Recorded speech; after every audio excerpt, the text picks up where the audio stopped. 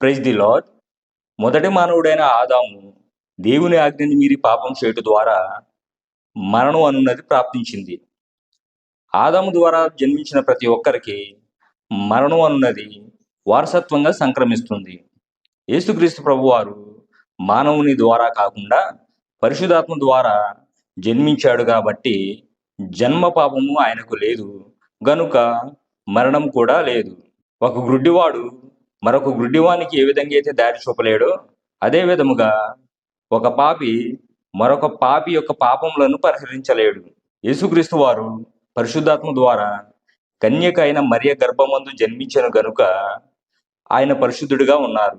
ఆయన పరిశుద్ధుడు గనుక పాపములోనే మరణించుచున్న అనేక మంది ఆత్మలను రక్షించుటకు కల్వరి శిలువలో తన ప్రాణాన్ని పెట్టగలిగాడు. మన పాపములను పరిహరించడానికి దేవుడే మానవునిగా దిగి వచ్చినందుకు కేవలం డిసెంబర్ 25న మాత్రమే కాక ప్రతి దినం మనం క్రిస్మస్ చేసుకోవాల్సిన వరమై ఉన్నాము.